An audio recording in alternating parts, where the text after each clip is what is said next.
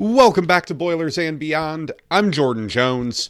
Purdue remains unbeaten entering Friday's showdown with Alabama at 3-0, but it's already down a key man.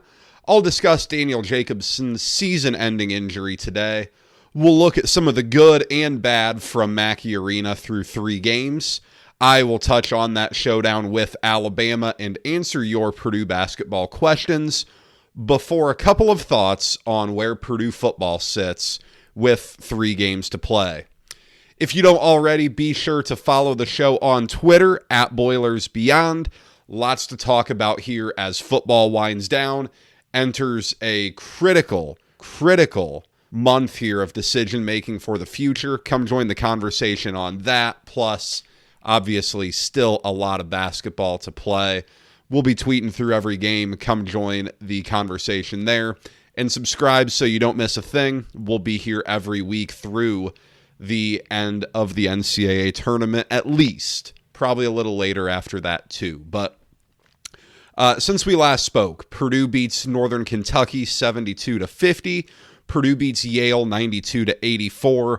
Some thoughts from those to come, but the main news as it pertains to Purdue this season is that Daniel Jacobsen is out for the year, hurt his leg, going to require surgery. Matt Painter said it's a 4 to 6 month recovery process, so he's not officially ruled out for the season, I guess, but it's very unlikely that Daniel Jacobsen is returning this year. It sounds like Purdue is going to pursue a medical redshirt, so you do get a year on the back end of this, but it's a big blow for Purdue. Purdue's had some pretty good fortune with injury stuff recently. Obviously Purdue got hit as hard as you can possibly get hit back when Robbie Hummel got hurt, twice in the same calendar year, tearing his ACL. That was as bad as it gets. It really was. And, Purdue probably deserved some of this good fortune. And of course, Isaac Haas had the freak injury where he broke his elbow against Cal State Fullerton in the first round of the tournament. But past that, Purdue really has not dealt with a lot of injury problems in recent memory. Jaden Ivey missed a few games in his freshman year, but, not much comes to mind. And this is the first time in a while, really since Robbie Hummel, that Purdue's going to have to deal with a key player's extended absence throughout the season. I think the big downside to this, too, is that you will feel this next year with a young player like Daniel Jacobsen not getting experience this year. He was going to play a lot, and we would see how much that is throughout the season. Is he a 25, 30-minute guy? I don't know. I don't know if he would have been right away, but he was going to get some real minutes this year to help for next year. When next year, I think Purdue has real Final Four aspirations. I think next year is the year that you look at as Purdue's chance to really accelerate there, and getting Jacobsen some experience would really help with that. That would have been a big deal. And for this year, too, it does limit further what Purdue can do. Purdue kind of has 2 options, and both present question marks. Center was Purdue's biggest question mark on paper, even before Jacobsen got hurt. The backcourt appears to be in pretty decent shape. You know what you have in Trey Kaufman-Renn. The rest of the front court, Purdue doesn't know what it has as much. You can try to play small and use Trey Kaufman-Renn as the 5, or you can go big, play Trey Kaufman-Renn at the 4, and then you make do with Wilberg, Caleb First, or Raleigh Burgess at that center spot, with sometimes maybe 2 of them on the floor when Trey Kaufman-Renn is off. Right now, those 3 other guys you have at the 5 are very unknown. Wilberg is a work in progress. You watch him play, he's still raw. There's still a lot of development that has to go on. Still a level of comfort that's not quite there with and without the basketball in his hands. Purdue needs him to do the small things well. Rebound, set screens, stay in front of your man. Basic stuff that, hasn't always been what Purdue has just needed out of its big men. That's kind of been the premier spot for Purdue recently. It's not going to be this year. This is a massive opportunity for Caleb First, if you ask me. Coming out of high school as Indiana Mr. Basketball, it was fair that a lot of folks had some higher expectations for him than what maybe we've seen so far. But here's your chance. Here's your chance to put together a really nice senior year because the minutes are there. He certainly felt the impact of Zach Edey turning into an all-everything generational superstar that really limited his minutes. Here's his time to shine. And with Raleigh Burgess, kind of the same deal as Berg. There's some rawness there in a different way, I think. But for Burgess and Berg, this is going to be baptism by fire. These guys are going to have to play. They're going to have to give you minutes. You've got to get to 200 minutes somehow, and the front court does get kind of thin. This rotation is going to be really interesting to monitor because if Purdue does go small, and it did at the end of that Yale game quite a bit, defense and rebounding become really big questions that already exist. Purdue has not been great on the glass through 3 games. That's concerning when you're playing a lower level team. You're going to face bigger bodies. You're going to face more athletic bodies. You're going to face better rebounders. That's something Purdue's got to improve on. Defensively, same deal. These games against Yale and Corpus Christi, where you're giving up a lot of points, concerning. Again, early with a younger team, defensively too, rim protection is a problem. Daniel Jacobsen was kind of your best bet there as a rim protector. Now, you're not going to have Zach Edey. That losing him was, kind of one of a kind, but it is a concern because these points in the paint are really adding up against Purdue. Yale had like 48 or 50 points in the paint. That can't really keep happening. 84 points, over half of them coming in the paint. You can't live like that. That's not an option for Purdue. So there are some areas for improvement here inside that are going to be exasperated by missing Daniel Jacobsen. I don't think it's the end of the world. I don't think it dramatically changes what's possible for this team, but it does eliminate the margin for error, and it does require some other guys to step up a little bit more. Just some observations here from these first 3 games. We knew this coming in, but the offense is going to be as perimeter-oriented as we've seen since 2019 with Carson Edwards and Ryan Klein. That may not be the worst thing for Purdue. It can be very effective. And when you look at what Purdue's done on offense so far, I think you have to be pretty encouraged. Purdue's putting up points in bunches. Purdue is really scoring the ball well. Purdue is number 4 in offensive efficiency on KenPom so far. The offense has been wonderful. Braden Smith and Fletcher Lawyer are really, really good scorers in that backcourt, and that's nothing we didn't know. You can't discount how unbelievably good Braden Smith is, and it's funny to watch him just read the defense and react accordingly. When teams are playing drop coverage and ball screens, he's just shooting it over them, and he's a really good shooter. When teams are hard hedging those, he's getting the ball out, and he's going to rack up a ton of assists like he did when he had 15 against Corpus Christi. He's a really unique player. Purdue hasn't had guys like that before. He's an All-American. He's playing at that level so far. You have to live with some turnovers, but he's been great. And with Fletcher Lawyer, I think it's so easy to focus in on what he's not as a player that it's easy to look past what he is. He's been on fire shooting the basketball early on. He looks more comfortable maybe going to the basket with some pull-up and floater action. He's been great. He has been absolutely great for Purdue so far. That's a great backcourt duo. There aren't many better in the country. You're seeing some good stuff from Miles Colvin. We know he can shoot the ball. That wasn't a doubt coming into the season, but he's doing more of that this year.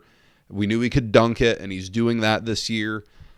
He looks more comfortable on defense. The game awareness looks a little bit better. I'm interested to see him against this better competition coming up for Purdue. Purdue's about to dive into the deep end. Same deal with these true freshman guards. They look comfortable. The moment doesn't look too big for them. But again, big-time competition is coming on Friday.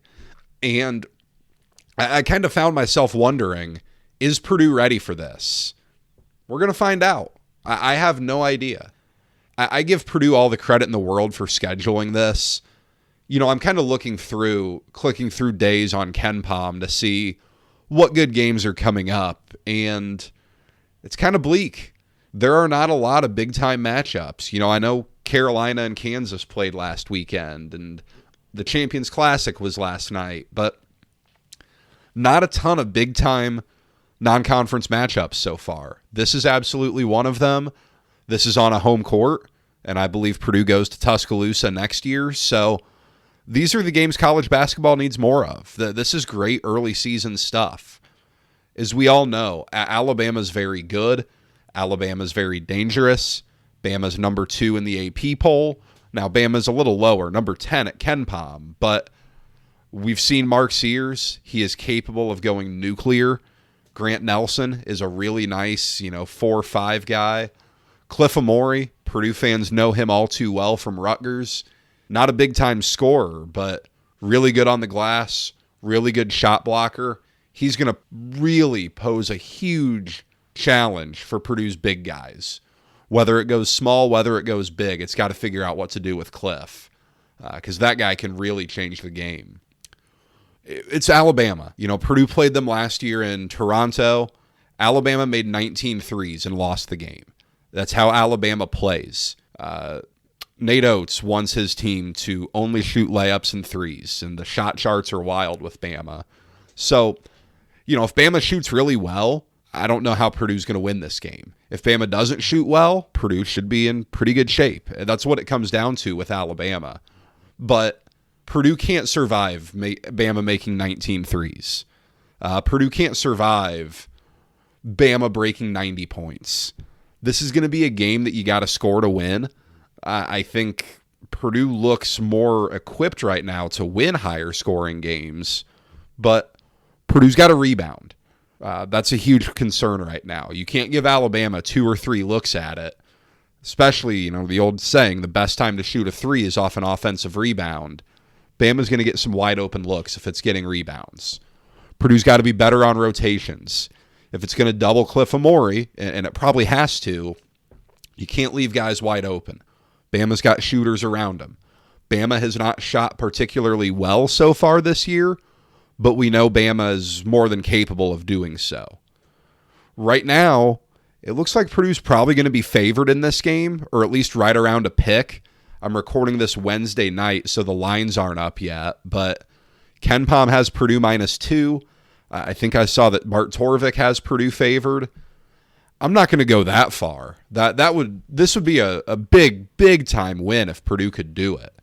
On the surface, I'd probably be a little surprised if Purdue won, just because Bama has a much more known roster, a much more established roster at this point. But I've seen Mackey Arena do some really wild things to teams. The one that always comes back to me was 2020. Right before, a month or two before the season got axed due to COVID, Michigan State came in with Cassius Winston. And that was a Michigan State team that won the Big Ten that year. And Purdue won by 29, 71-42. And Michigan State looked utterly shell-shocked in that game, led by one of the most dynamite point guards in the last 20 years in the Big Ten. And a very limited Purdue team just steamrolled them. Mackey can do some really weird things to teams, especially when Alabama probably doesn't see a ton of atmospheres like that. Kentucky's a good atmosphere, but even though the SEC's improved a lot in basketball, I don't know that the atmospheres are what they'll walk into on Friday night. That does not mean that I think Bama is going to lose by any means. I would be remarkably impressed if Purdue won this game. And that says a lot because Purdue's at Mackey. It's a great home court advantage. Purdue doesn't lose a lot there. This is a big test for a team that is pretty unproven. It's a huge non-conference game at home, which should create just an awesome atmosphere. There are not many of these awesome non-conference games on home courts. And now that the Big Ten ACC is gone, now that the Gavitt games are gone, it's even harder to do this. Purdue scheduled this, and then after this, Purdue has Marquette, which will come to Mackey Arena next year. But when's the last non-conference game this big in Mackey? Villanova, 2016. Virginia in 2019 was big as the Elite Eight rematch, but neither team was what it was the year before. This is a huge test for Purdue. It's a huge opportunity for Purdue. To some degree, I mean, you have nothing to lose. It's November. It's an opponent that's going to age well, I think. You get tested against a good opponent. There's a lot of good that's going to come from this. It should be a great atmosphere, and we'll see what happens. A couple of Q&A questions here before we transition over to the pigskin. Do you think the issues we've seen so far are due to the relative youth of the team, or are there deeper issues? Yeah, I mean, I think inexperience plays a huge part in some of these struggles. Outside of your big three, Braden Smith, Fletcher Lawyer, Trey Kaufman-Renn, everyone is either a freshman or playing a bigger role than they have before. Cam Heide and Miles Colvin are being asked to do a little more this year. Will Berg didn't really play last year. Then these other guys are all freshmen. And I guess Caleb First isn't either. But a lot of freshmen playing, a lot of young guys playing. That's a big ask. That's a really big ask. And that takes a while to come together, especially when Purdue's defense for so long has been built around a dominant center. It changes things a little bit. I think the relative youth plays a huge part in this. Yeah. And Dylan also asks, are the big three good enough to keep the team afloat until the young guys grow up a bit? I certainly think so. I guess it depends how you define keep the team afloat. I mean, in the NCAA tournament, for sure. Towards the top of the Big Ten, I think so. I think Purdue can still compete for the Big Ten. I still might pick Purdue to win the Big Ten right now. Someone has to win it. The league doesn't look great. Inside the top 10, like Purdue has been the last 2 years, I don't know about that. But Purdue's been so good for some time now that I think it kind of alters perception a little bit. You go back to Caleb Swanigan's sophomore year when Purdue won the Big Ten. Purdue's been pretty consistently good. That team was a 4 seed. You've had a couple of twos. You had a 2 seed in 18, 3 and 19, 3 and 22, 4 and 21, a couple of 1 seeds. I mean, Purdue's been really consistently good. So I don't know that you have to recalibrate expectations, but just keep in mind that, when you look at the top 25 on a week in, week out basis, once we get into the season and know more about these teams, the teams that are in the teens and 20s tend to have plenty of questions. It's just a matter of who can overcome them. And right now, Purdue's at a point where it has questions, and we're going to see how well it can overcome those questions. And then finally, why can't Caleb First separate himself from the crowd of fives? Personally, I think he can. I am certainly higher on Caleb First than some others are, but I think he can bring you some value. The point is very valid. He has not separated himself to this point, but we're only through 3 games. I think he can do some really good things defensively. He's versatile. He can switch off a little bit better than the other guys. He should be able to rebound for you pretty well. He's a good athlete. He's a limited scorer. We know that, but he can put some baskets in around the bucket. I mean, he can do some decent things for you. Center is not going to be the premier spot this year. Center is not going to be a 20 points per game spot unless you count what Trey Kaufman-Renn does if they go small, which I don't really do that. Your big guys are not going to be your big scorers. They just have to be good enough. And I do think Caleb First can be good enough.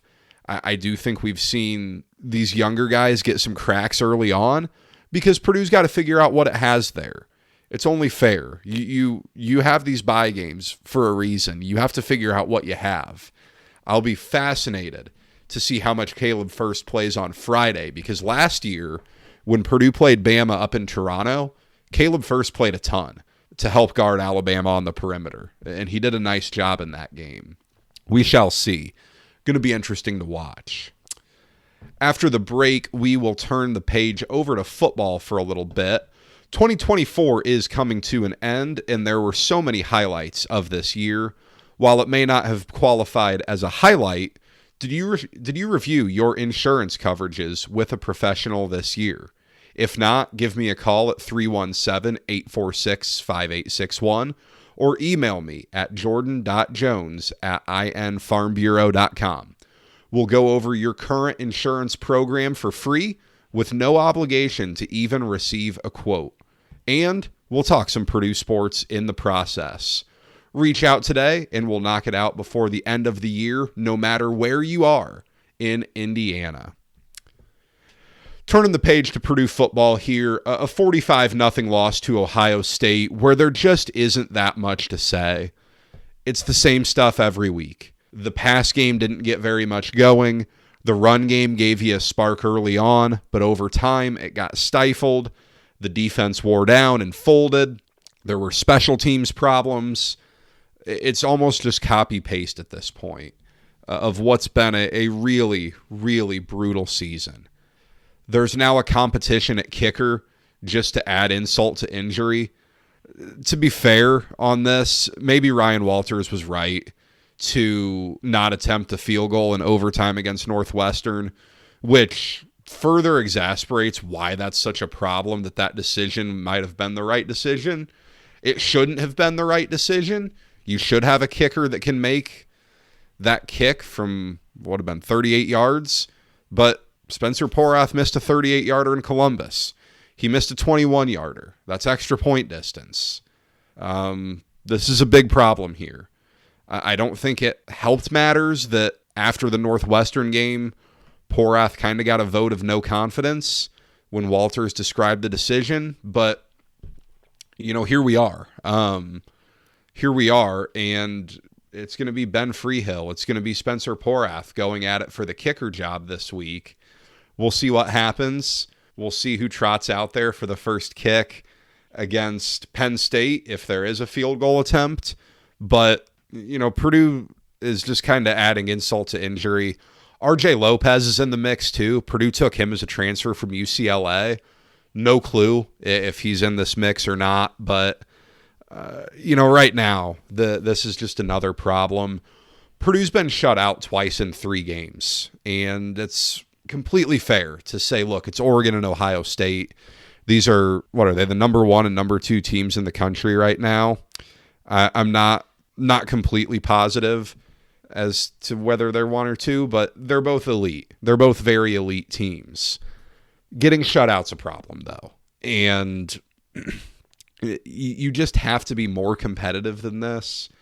There's a big difference between losing by 20, losing by 24, and getting shut out, losing 45-0. I don't, you can blame the quarterback play, and I've seen plenty of that, and that's fine. Hudson Card's far from perfect, but everything is a problem for Purdue right now. There's not a whole lot you just look at and hang your hat on. I got a lot of folks into the tweet about Devin Mockabee. Give him all the credit in the world. The guy is going out there and competing every single week. He's kind of your prototypical Boilermaker. He's given it all he has out there, and Purdue doesn't look like it's quit. And that does, you do give credit to the coaching staff for that. Purdue still looks to compete. Purdue still looks like it's playing hard. It's just overwhelmed. And that's not likely to get better against Penn State. Last home game of the year, it's senior day. These were the games that were always going to be struggles. This stretch where you played Oregon, Northwestern, Ohio State, Penn State, this is a bear of a stretch. So this was always going to be a brutal part. But Purdue had to do work on the front end. It didn't. And now you're kind of staring down the chamber of 1-11. Purdue hasn't scored against Oregon or Ohio State. It lost 66-7 to Notre Dame. I'm not doing math on the fly, but 35, 45, and 66 to your playoff contenders. not great. I don't know why anyone would expect much different on Saturday to close out Ross-Ade Stadium for the year. And, I kind of debated whether I wanted to cross this bridge or not, but it was talked about on Twitter a lot, so here we go. Friday night in Mackey Arena, the chants rang down of fire Walters, and some communication went out to stop doing that. I can't hear things at the football games, so I don't know whether they exist there or not, but I got plenty of videos from you guys from Mackey. I was out of town for the weekend, but whether you like the chants or not, and there's plenty of arguments to be made on both sides, the fact of the matter is that, I engage between getting DMs from you guys and Purdue friends I talk to and Purdue people I encounter with, my day job and just my social circle. I talk to dozens of Purdue fans each week. I don't really know anyone that's a big advocate for Ryan Walters getting a third season at this point. You don't make decisions based on solely what the fans want. That's no way to run an athletic department. But the message is getting pretty clear here.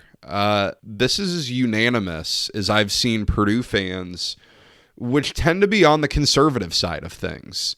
Purdue is not Auburn. Purdue is not Texas A&M, where they're quick to pull the trigger. They're quick to, get very upset about coaches. But look, this is getting bad. This is getting to a really rough spot for Purdue, where I don't think Purdue wants to make a move. Why would it?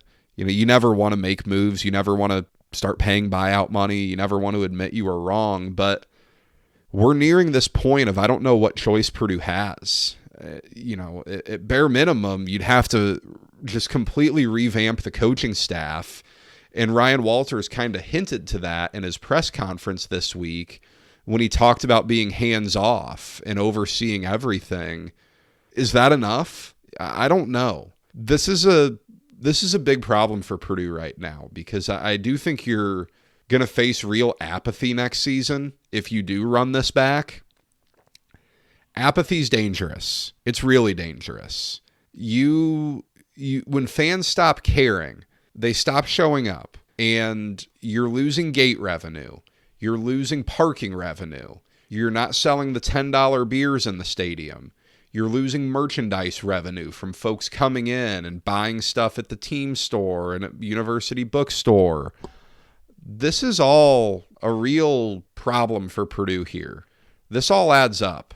It's not common to be having serious discussions about a coach's future in year 2, but neither does being 1-11 after you were 4-8 the year prior, taking what looks like some pretty big steps backwards. Purdue's got a pretty uncomfortable decision to make here that we'll find out what they decide to do. There's plenty of reason to believe either side would come true, whether Purdue makes a move or not. But this is a pretty big decision in Mike Babinski's lap right now. We'll see what happens. Purdue has 3 games left.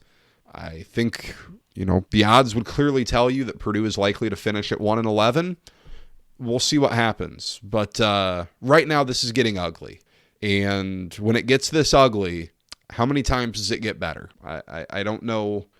I don't know what your best case scenario here is, but if you're Purdue right now, this is a pretty dangerous spot to be in. That's all I have for you today. Thank you for spending your time with me. I'll be back here Sunday. We'll talk about Purdue Bama. We'll talk about Purdue Penn State. Anything else that comes up, we'll talk about it a bit. We'll also look ahead to Purdue Marquette on Tuesday. In the meantime, be sure to follow on Twitter @BoilersBeyond. Come join the conversation. Send questions to me there or over email, boilersandbeyondpod@gmail.com. Be sure to subscribe so you don't miss an episode. Until next time, enjoy these games this weekend and take care.